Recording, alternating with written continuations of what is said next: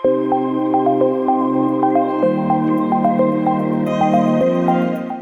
everybody. Really happy to be with you again today.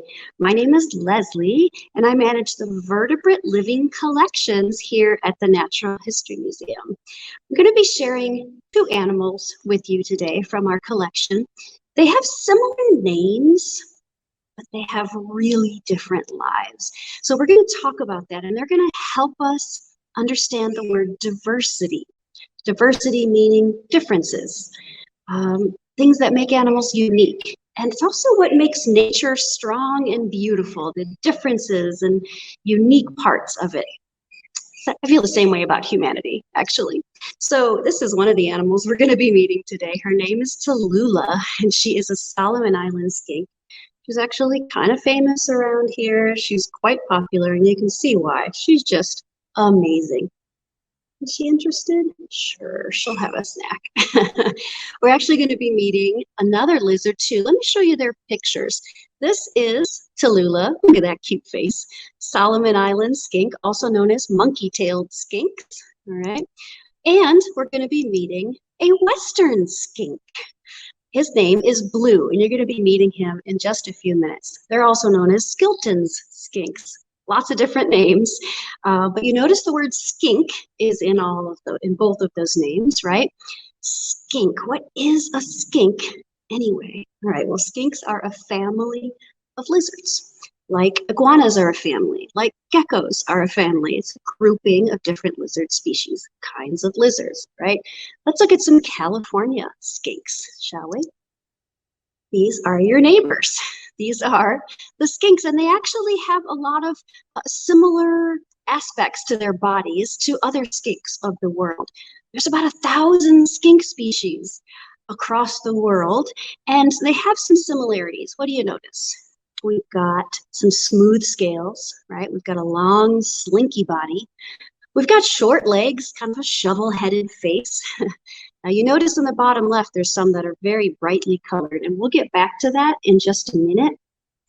But there's a reason that they have these long, slinky bodies and shovel heads. They're fossorial. Fossorial is a fun word. I'm going to put that up for you now. Fossorial. It just means they can go, like, where's a fossil found? Underground, right? They spend a lot of time underground in the leaf litter, down in a hole. So that's their life. They like to be underground. And it helps to have smooth scales, long body, not a heck of a lot of legs getting in the way. I'm going to show you here some really extreme skinks. Okay, look at these guys. The one on the left, look at his silly little legs. They look like they're good for nothing, but I'm sure they help him under the ground. They certainly wouldn't do a heck of a lot for him above ground. The one on the right is even more extreme. There's no legs. You can't see the legs. You can't see the ears, which is usually one of the clues that you're seeing a lizard. You can't see eyelids blinking. That's another clue that you're seeing a lizard. This guy is so extreme. He lives totally, most of the time, almost all the time, under the earth. He's blind even. He can't see. So you might say to me, Leslie, how do you know that's not a worm? I mean, it looks like one, right? Well, scientists will use more than just their external body features to put them into groups. So here's, one way is looking at the bones. Okay, here's two skulls of our skinks, the western skink on the left, Solomon Island skink on the right. So that's Tallulah's skull. Well, not really hers, but a Solomon Island skink. There's some similarities. There's some shapes on the skull, of the plates on the skull. You also notice they have sharp teeth. Now, some people might look at that and say, oh, well, they must all be carnivores because they have sharp teeth. Well, there's more to understanding an animal's life than just that. There's 4,000 species of lizards out there. And there's not a lot of people out there who spend time looking at little lizard lives, but I do. I think they're fascinating, and I love looking at the differences and understanding their lives. So we talked a little bit about their bodies and what's a skink, okay? It's that family of lizards. And by the way, Skinks are a family, like iguanas are a family, geckos are a family. So let's talk about these little skinks' lives. Right? We have got some habitats here. We've got a habitat on the left, which is the Solomon Islands. How gorgeous is that? Tropical, lush, green, beautiful looking habitat. Now, Tallulah is arboreal. That's another fun word, arboreal. So she would live up high in those treetops and in tree hollows, so really up high, okay? And on the right, you see another beautiful habitat. That's Southern California. And that is for our, oh, I thought I had the word, I wanted to be able to pull up the word fossorial. Oh, there it is. Okay. Fossorial, they live under the leaf litter. They live around the rocks. They live in holes. Okay, so those are two habitats to look at. And that's another way to help understand their lives, is looking at their habitats. Now, this is cool. They have two really interesting ways of protecting themselves based on their habitats. Now, the western skinks, you might have noticed some of them had a brightly colored tail. A lot of juvenile western skinks and some other similar ones have this colored tail. Look at that you can see them so well in the grass or in the bushes. And you might say, but Leslie, why does he want to be seen by the predators? Look how bright he is. That's exactly what he wants, though. He wants to be visible, or at least he wants that bright tail to be visible. There's a reason for that, and it's because of this little trick that a lot of lizards have up their sleeve that you might know about. Special thing they can do with their tail. You drop it. It's called caudal autotomy. That's a fun word, isn't it? I'm going to show you that word, caudal autotomy. It just means dropping their tail. And they can do this basically willingly, all right? And this is cool to watch. I'm going to show you a little video of it. But don't worry, okay? The skink is not hurt. He actually wants to do this. He's going to let go of his tail, and it's going to squiggle around. Here we go. See if I can get it to play for you. Squiggle around on the ground like a wild, frantic snake. That's what he wants, because you don't see a lizard there, do you? Nope. The lizard got out of there. He wants you to notice that tail, you as a predator. He wants you to maybe even get a snack off of that tail while he runs. He gets out of there as fast as he can. That's part of his defense, okay? That's his cryptic behavior, okay? His cryptic behavior is the way he hides. The way he hides is to be really fast and distract you with his wild tail. I'm going to show you another picture, okay? Now, again, I want to remind you, this isn't hurt. This doesn't hurt the lizard. And this is not a picture of a hurt lizard. This is a lizard who let go of their tail. Again, what it looks like, it's these muscles, okay? And they're like fingers in a glove. And when they're scared, all right, they let go of those muscles and the cartilage at the end of the tail, and the rest of the tail squiggles off. How cool is that? So predator comes along, they hear a noise of the predator, like say it's a coyote, and they feel something. They have to be also touched by that predator, either maybe their paw or they nosed them to smell. They let go and the tail squiggles away. You can do that at home with me. It's kind of fun. So I'm going to show you what it looks like. Ready? Weird, right? Okay, it's not hurt. Remember, it's not hurt. Picture on the left are the little pockets. Picture on the right is the cartilage. So it's really cool. But here, I want to remind you something important. The lizards can't do this indefinitely. They can't do it over and over and over again. The thing is, it will regrow. I mean, how cool is that, right? Could you imagine being able to just let go of your arm and grow another one? But they can't do it over and over and over again. So please don't do this to lizards. Don't make them drop their tails, all right? Go watch a video of it if you want to see it. And we'll actually put a video, some of these videos up on our Instagram later, okay? Now, on to her lifestyle with her tail. Now, she cannot drop her tail. Her tail is prehensile, all right? Oops, there we go. Let's give her a snap. Her tail is prehensile. Look at this. See how she's holding on with it? She's gripping the trees. She's using her strong claws and her prehensile tail that she can hold on with to stay in the trees. And if she was scared, if she dropped her tail, what's going to happen? It's going to go down to the ground. The predator, say it's a fishing eagle, would just go like, why? So it wouldn't do her any good to drop her tail, would it? So she uses that tail to move slowly. Young ones at home can do this. Slowly moving through the trees, tongue flicking to find her food, all right?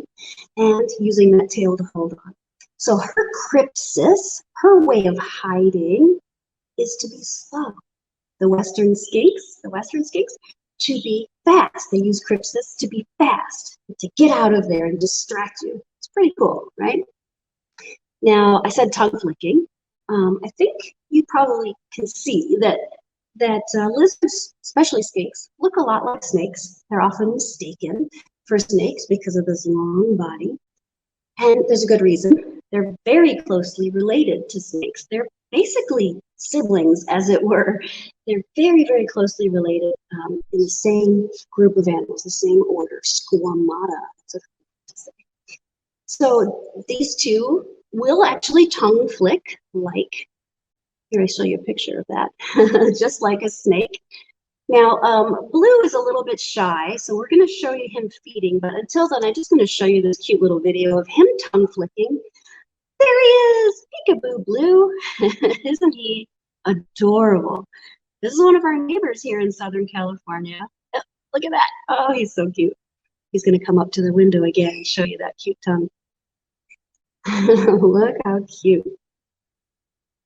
So it's going to be really fun in just a minute to watch him eat as well. But I just want to tell you what it is they're going to find to eat in their lovely habitats.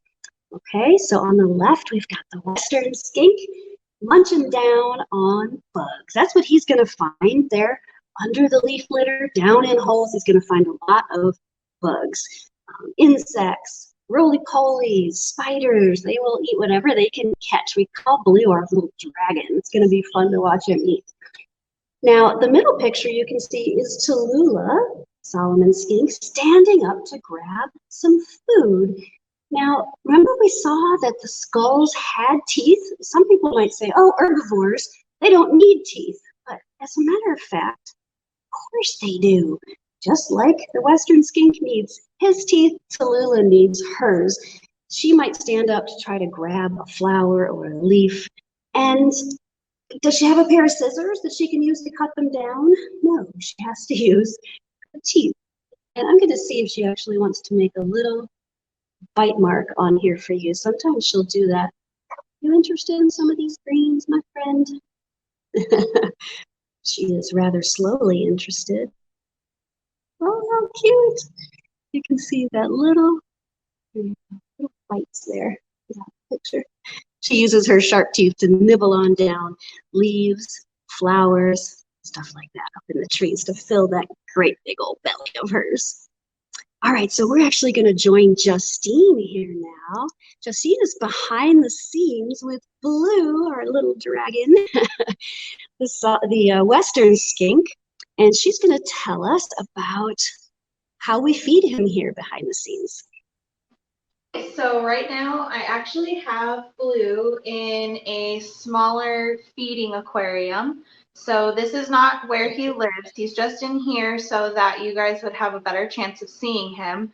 I don't know if you can actually see him right now, but he is out in the open. You guys could get a little taste of what it's like to try and find him for us in the morning. He's actually laying right here out in the open. So his enclosure is actually right over my shoulder, this one that I'm waving in front of. That's actually his nice big palace. So as you guys can imagine, when he's in there, it's kind of hard for us to find him sometimes. So what we actually have trained him to do is to associate the sound of us scratching on the handles of the doors of his enclosure with feeding. So he doesn't eat every single day. He eats 3 times a week. So on a day that he's going to get fed, before we open the doors, we'll do a little scratch on the handle and just let him know that it's time to pop out of the substrate and come get a snack. So what I'm going to try and do right now is feed him in front of this rock that's in the aquarium with him. I'm going to give it a little scratch and see if I can wake him up. He's having a little nap, but I have a pretty strong suspicion that when food comes, he's going to be ready for it. So just be looking at that rock and have your eyes ready, because it's going to happen pretty quickly once he realizes what's going on. So let's see if he's interested. There he goes. Oh, little dragon. He's so cute. I don't know if you have another one. I do. I saved one more. So that one's already gone. Here comes the next one. He's so cute. I'll put a video of this up on our Instagram, guys. Really happy you joined us today. And I really hope that this inspires you to look just a little bit closer at animal lives. There can be so many differences. Even though they're both skinks, you can see these two animals live entirely different lives. They have different diets, different habitats. They even have babies in different ways. It's really cool. So we thank you so much for joining us. Thanks, Justine, for feeding our little dragon Blue, the Western skink. And I hope you'll join us again next time. Take care, everybody. Bye, everyone.